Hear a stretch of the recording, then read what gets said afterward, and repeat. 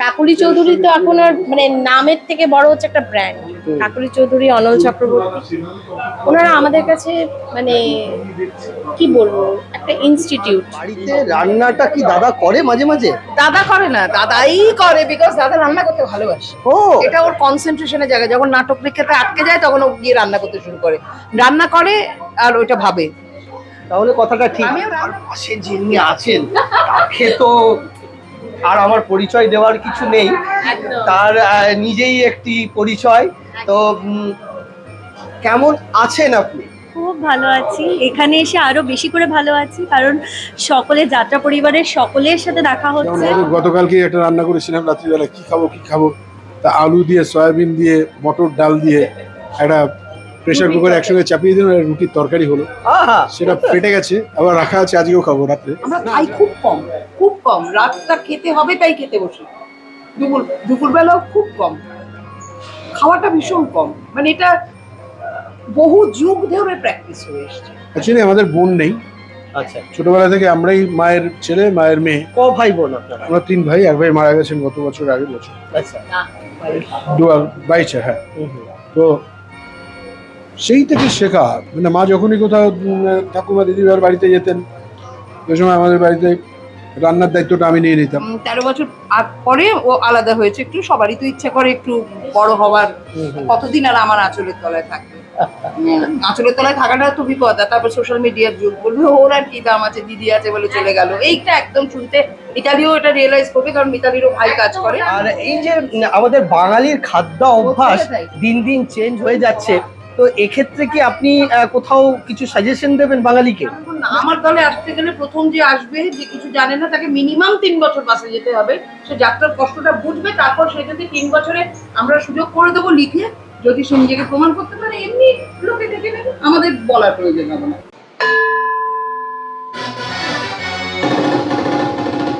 সেলিব্রিটিরা কি খায়, কতটুকু খায়, মেপে ঝুঁকে খায়, কি খায়, কি খেতে ভালোবাসে, অবশ্যই জানতে হবে, তাই তো? তাও আবার অনল কাক মতো সেলিব্রিটি, তাই না? আসুন। এই যে দাদা কি খেতে ভালোবাসে?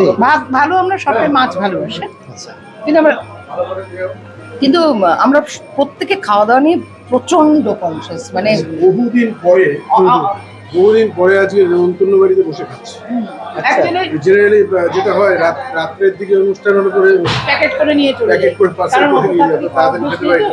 আজ যেহেতু দুপুরবেলা, আর বললাম এখন বাড়ি ফিরতে ফিরতে আমাদের অনেকটা সময় লেগে যাবে, তখন দিয়ে আর খাওয়াটা ভাল লাগবে না। আচ্ছা অনন্দা, এই যে বুফে আর এই বসে পাত পেড়ে খাওয়া, কোনটা পছন্দ? বসে খাওয়া, বসে খাওয়া। খাবো, বসে কেউ পরিবেশন করবে, তার মধ্যে একটা আলাদা তৃপ্তি আছে। অবশ্যই তাই। এই যে বাঙালি আনাটাও বজায় থাকে, যেন মনে হয় বসে এগুলো খাওয়া। আমাদের জীবন থেকে তো হারিয়ে গেছে। আমরা আধুনিক একদম। হতে হতে এখন মানে এই ব্যাপারগুলো, এই যে পাত পেড়ে বসিয়ে খাওয়ানো, আগেকার দিনে সেটা লম্বা কাঠের টেবিল আর একটা ওয়াই করা, ওর উপরে তক্তপোষ পাতা, একটা Right. কাগজ পেতে দিয়ে যাওয়া, একটা ফ্রিল দিয়ে, মাটির হ্যাঁ। ফ্রেম, পাতিলেবু, কাঁচা লঙ্কা, ওর নস্টালজিয়া থেকে আমরা তো বেরোতে পারি। আমরা যারা 60s, 70s, 90s এর মানে 90s পর্যন্ত যারা, তারা বেরোতে পারবে, আর ইনফ্যাক্ট বেরোতে চাইও না। আচ্ছা, চলে এসছে মটন। আচ্ছা, মটন তো আমাদের জাতীয় খাবার। আমরা খাই না, আমরা খুব মানে 9 মাসে 6 মাসে বাড়ি থেকে বেলে তার অনারে মাটন হলে একটু 1-2 টুকরো খাই। আচ্ছা। হ্যাঁ। আর এমনি বাড়িতে রান্নাটা কি দাদা করে মাঝে মাঝে? দাদা করে না, দাদাই করে, বিকজ দাদা রান্না করতে ভালোবাসে। ও এটা ওর কনসেন্ট্রেশনের জায়গা। যখন নাটক পরীক্ষাতে আটকে যায় তখন ও গিয়ে রান্না করতে শুরু করে, রান্না করে আর ওইটা ভাবে। তাহলে কথাটা ঠিক। শিল্পী মানে ইন্টারেস্ট, মানে ধৈর্য থাকে না, গরম হয়, মাথা গরম হয়ে যায়। অনল খুব ভালো রান্না করতে পারে, খেতে ভালোবাসে, তার থেকে বেশি খাওয়াতে ভালোবাসে। রাইট। তো এই যে খাওয়াতে ভালোবাসে এবং রান্না করতে ভালোবাসেন আপনি, তা কি রান্না করেন? আমি ইন্ডিয়ান ফুড, ব্যাস। আমি চাইনিজও পারি, তবে আমি খুব কমফোর্টেবল ইন্ডিয়ান ফুডে। আচ্ছা। বিশেষ করে মাছের প্রিপারেশন, আমার মাছ খুব প্রিয়। মাছের নানা রকমের প্রিপারেশন, চিকেনের প্রিপারেশন, মাটনটা আমরা একেবারেই খাই না। আচ্ছা। এই দুটো স্পেশালি খুব ভালো লাগে। ইভেন নিরামিষ খাবার, যেমন গতকালকে একটা রান্না করেছিলাম রাত্রিবেলা, কি খাবো তা আলু দিয়ে, সয়াবিন দিয়ে, মটর ডাল দিয়ে একটা প্রেশার কুকার একসঙ্গে চাপিয়ে দিলাম, আর রুটির তরকারি হলো, আহা সেটা ফেটে গেছে, আবার রাখা আছে, আজকেও খাবো রাত্রে। না, আজ রাত্রে হবে না, কারণ আজকে রাত্রে একটা ইনভিটেশন আছে, আবার রেখে দিলাম, দুদিন বাদে খেলাম, খুব ভালো লাগে। একদিন মোচা। হাঁটা দেবো দাদার বাড়িতে, দাদার হাতের রান্না কিন্তু খেতে অবশ্যই, যেদিন আসবে বলে দেবে আগে থেকে, মোস্ট ওয়েলকাম। আর এই যে আমাদের বাঙালির খাদ্য অভ্যাস দিন দিন চেঞ্জ হয়ে যাচ্ছে, তো এক্ষেত্রে কি আপনি কোথাও কিছু সাজেশন দেবেন বাঙালিকে? না, অ্যাকচুয়ালি কি এখনকার জেনারেশন তো বাঙালি খাবার কি জানে না, এখন তো শুধু সবসময় ফোন করছে, অনলাইনে খালি বেলের আওয়াজ হচ্ছে, দরজা খুললে একটা করে প্যাকেট আসছে, কি আসছে সেটাও জানি না, সোজা গিয়ে ওই ঘরটায় পৌঁছে দিতে হচ্ছে। হ্যাঁ, মোচাও রান্না করি, কচু শাক, সব এভরিথিং, মোচা, কচুর শাক, থোর। আবার একটা জিনিস অনেকদিন ধরে ট্রাই করছি, পাচ্ছি না, কুমড়োর শাক দিয়ে একটা প্রিপারেশন, খেতে হবে একদিন, খুঁজছি আমি। তো মানে এরকম ধরনের এক্সপেরিমেন্ট চলতেই থাকে খাবারে? অলওয়েজ মানে এক রকমের বারবার ভালো লাগে না। না, সেটা কি ইউটিউবের মাধ্যমে না নিজে এক্সপেরিমেন্ট করে? আমার মা রান্না করতেন। অ্যাকচুয়ালি আমাদের বোন নেই, আচ্ছা, ছোটবেলা থেকে আমরাই মায়ের ছেলে, মায়ের মেয়ে। ক ভাই বোন আপনারা? আমরা 3 ভাই, এক ভাই মারা গেছেন গত বছর, আগের বছর আচ্ছা, 22 হ্যাঁ। হুম, হুম। তো সেই থেকে শেখা, মানে মা যখনই কোথাও ঠাকুমা দিদিভাইয়ের বাড়িতে যেতেন, ওই সময় আমাদের বাড়িতে রান্নার দায়িত্বটা আমি নিয়ে নিতাম, স্পোর্টিংলি নিতাম, খুব ভালো লাগতো। মা নেই মানে কি মজা, রান্না করবো, আচ্ছা, সেইভাবে শিখে গেছি। হ্যাঁ। 20 মারা গেছে কে? ছোট ভাই। আচ্ছা আচ্ছা। আর দিদি, এই যে রান্না বান্নার বিষয় অনেক হাত দূরে। না না না, আমি রান্না করতে ভালোবাসি, আমি রান্না ভালো করিও, কিন্তু আমার ধৈর্যটা কমে গেছে। খাওয়ার লোক নেই তো, আমরা দুজনেই তো খুব কম খাই, মেয়ে সে আরো কম খায়।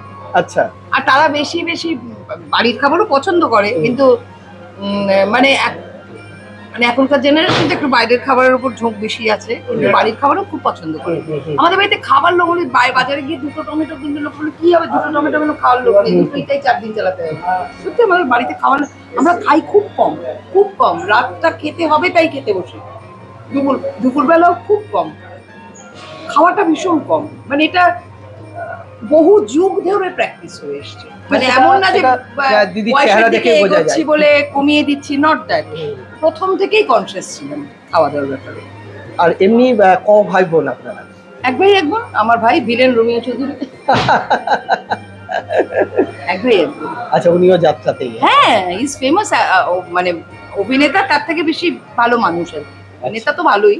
মিতালির সঙ্গে দিদি এসে গেছে। মিতালির সঙ্গে অভিনয় করেছে। হ্যাঁ, হ্যাঁ, মিতালির সঙ্গে অভিনয় করেছে, আমার সঙ্গে 13 বছর আমাদের সঙ্গে অভিনয় করেছে। আচ্ছা।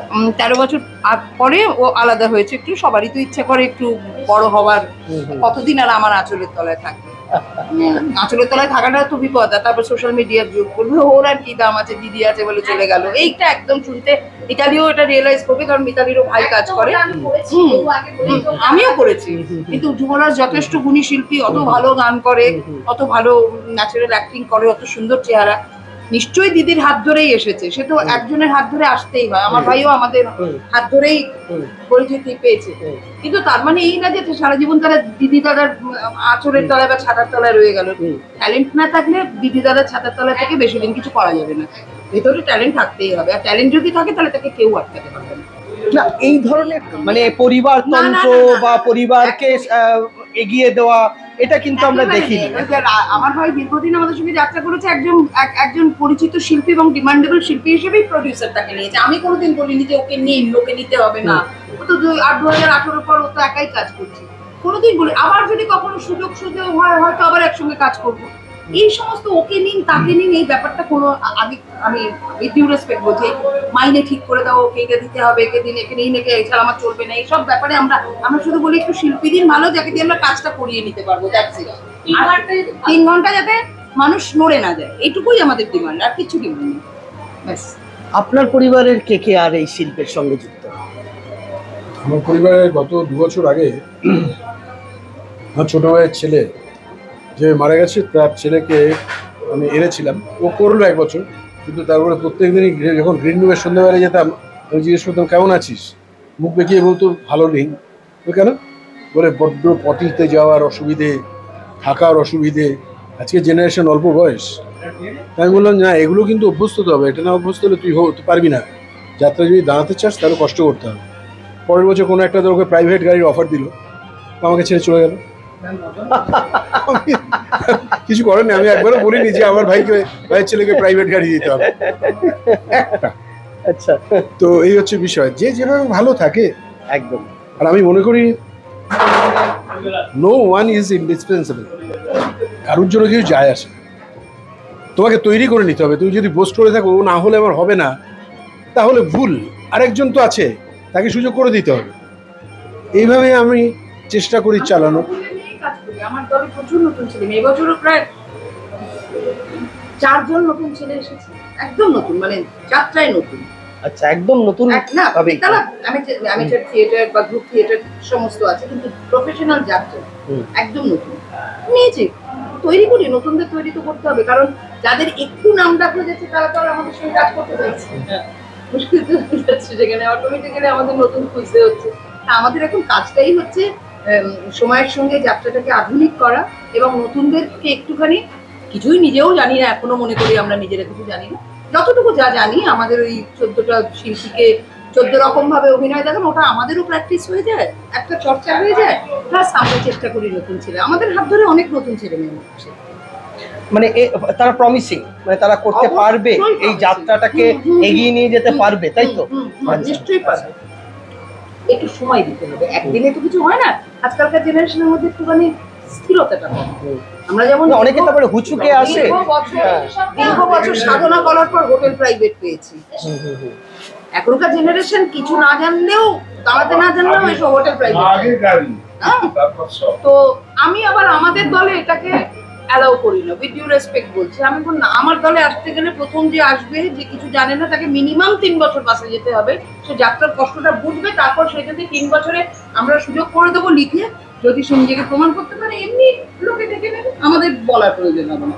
কিন্তু আমার লোক একটু প্রাইভেটে তুলে নিন, জীবনে বলবো না। আমার মেয়ে কতবার ফ্রাস্ট্রেটেড হয়ে যাচ্ছে, কতবার বলেছে কেন তুমি আমাকে একটু যাত্রায় নিয়ে গেলে। মানে তুই যদি যাত্রায় যাস, তোকে প্রথম 3 বছর কিন্তু বাসে যেতে হবে, পারবি তো? আমি কিন্তু তোকে গাড়িতে তুলবো না, এবং তুলবো না মানে তুলবোই না, মুখের কথা না। কর্পোরেটে চাকরি করে, খুব কষ্ট পাচ্ছে, ভেতরটা শিল্পী আর পড়ে গেছে কর্পোরেটে, যা হয় আর কোনো জীবন নেই, কোনো জীবন নেই, মরে যাচ্ছে, এত প্রেশার, মানে কথা নেই, বাচ্চা নেই, কি খাবি সেটাও হোয়াটসঅ্যাপে জিজ্ঞেস করতে হয়, ভীষণ কষ্টের লাইফ। কিন্তু আমি জানি যে আমাদের কোন সেক্টরে আছে, কর্পোরেটের কোন সেক্টরে ও আছে? বিদেশের একটা কোম্পানিতে চাকরি করে, ডিজিটাল মার্কেটিং এ আছে। আচ্ছা, ডিজিটাল মার্কেটিংই আছে। যত যাই হোক, যাত্রা যতই চলুক, আসলে একটা অনিশ্চিত, মানে অনিশ্চিত লাইফ তো। একটা চাকরি, এত পড়াশোনা করে MBA পাস করে যদি একটা অনিশ্চিত লাইফ কেনই বা নিতে যাবে? মানিয়ে নে আস্তে আস্তে।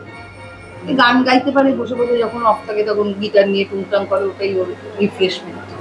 এতটাও অনিশ্চিত লাইফ কিন্তু নয় আমার যেটা মনে হয়। হতে পারে কর্পোরেট লাইফ একটা আলাদা, তার ইয়ে থাকতেই পারে, কিন্তু সেই নিঃসঙ্গতা তো রয়েছেই। না, আমি অনিশ্চিত লাইফ বলতে আমি অন্য সেন্সে বলছি না, মানে ব্যাপারটা যে, মানে আমাদের লাইফের তো কোনো শিওরিটি। এই কোভিডেরও সবাই চলছে যাত্রা বন্ধ, বৃষ্টি হচ্ছে, সব চলছে, যাত্রা বন্ধ। আমি সেই দিক থেকে, আমি বলছি আমাদের ঝড় হোক, বৃষ্টি হোক, স্কুলে পরীক্ষা হোক, সবকিছু আগে যাত্রার উপর খুব পড়ে, সেই অর্থে বলছি। সেই অর্থে খুব ডামাডোলের লাইফ আমাদের। স্টেডি একটা মাস গেলে হোক না হোক একটা মাইনে পাবো তা তো না, আমরা no work no pay system, কাজ করলে পয়সা পাবো, না করলে না। সেই জায়গা থেকে বলছি অনিশ্চিত, নাহলে যাত্রার প্রচন্ড ভালো বলছি, এত দল তৈরি হচ্ছে, এত আর্টিস্ট, এত নিউ কামার, সবাই ভালো কাজ করছে, সেই অর্থে আমি কখনোই অনিশ্চিত বলছি না। আমি বলছি তুই যে চাকরিটা করিস সেই তুলনায় এই জায়গাটা এটার কথা বলেছি না। ওয়ার্ক ফ্রম হোম যাত্রা হবে না কোনোদিনও, তো সেক্ষেত্রে এই জায়গাটার তফাৎটা থাকবেই, তাই তো? এইবার পেয়ে গেছি মিতালি দিকে। কাকুলি চৌধুরীর মতো একটা ব্র্যান্ড। কাকুলি চৌধুরী তো এখন আর মানে নামের থেকে বড় হচ্ছে একটা ব্র্যান্ড। কাকুলি চৌধুরী, অনল চক্রবর্তী, ওনারা আমাদের কাছে মানে কি বলবো, একটা ইনস্টিটিউট। তো যারা সত্যি নতুন ছেলেমেয়েরা যারা ওনাদের দলে কাজ করেন, তাদের না সবার আগে এটা ভাবা উচিত, যেটা একটু আগে বললেন, যে কাজটাকে আগে শিখতে হবে, জায়গাটাকে আগে বুঝতে হবে, তবেই লোক তোমাদের পেছনে ছুটবে। তোমরা যদি ছোট তাহলে হবে না। যেমন উনি বললেন না, রোমিও চৌধুরী, ওটা উনিও একটা কিন্তু ব্র্যান্ড, একটা নাম। রোমিও চৌধুরী মানে বস। আমার সাথে কাজ করেছে 1 বছর, ভীষণ এনজয় করে আমরা কাজ করেছি সেই বছরটা। মারও খেয়েছে আমার কাছে, রিহার্সাল টাইমে, ঠিক আছে, মানে এইরকম মজা করে আমরা কাজ করেছি, এই বাড়িতেই রিহার্সাল আচ্ছা হয়েছে। আচ্ছা তো যাই হোক, আর হয়ে উঠলো না, সুযোগ হয়ে উঠলো না কাজ করার। তেমনি যুবরাজ যে দিদি বললেন, যুবরাজকেও হাতে করে নিয়ে এসেছি, কিন্তু 2 বছর আমার সাথে কাজ করার পর মনে হচ্ছে যে ওরও কিছু করার আছে, তাই আমার থেকে ছাড়তে হবে, নাহলে একটা স্ট্যাম্প পড়ে যাবে। প্রত্যেক একদম মিতালির ভাই এটা ঠিক না, ওই যেমন কাকলি চৌধুরীর ভাই, ওটা ঠিক না।